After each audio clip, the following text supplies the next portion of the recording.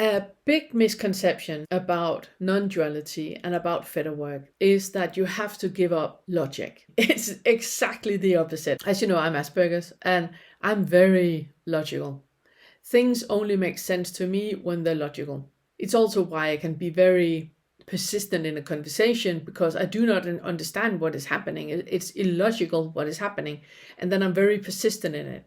And in my job in that is then to realize that right now I'm identifying with somebody that needs to understand. Logic is the insight to what is reality. And if you really think of it, that thinking and creating an assumed reality, that's a fantasy. That's a fantasy. And then reacting to that assumed reality, that has nothing to do with logic. That is so illogical. That's got nothing to do with logic. Logic is seeing what actually is and being with what actually is. That's logic. And you're going to find that when you start to attend groups, I can really recommend you to attend. Vince, he has a Sunday group. I can really recommend you to attend. It's really good for the first 3 fetters, most definitely. And also being guided, if you haven't got a guide yet, finding a guide in that group or being guided while you are in the group, it's really, really good.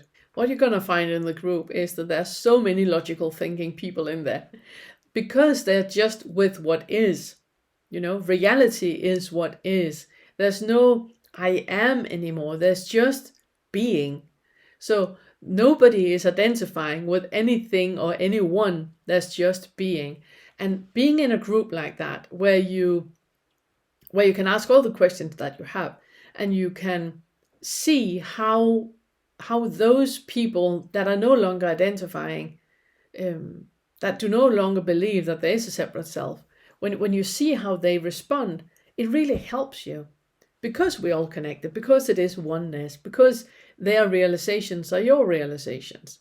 So I can warmly recommend you to attend a group where this is happening. All assumptions that you have, do you see now that they're created in fantasy? All expectations that you have, do you see now that it's all fantasy? All judgment that you have, it's fantasy. It cannot be anything but fantasy.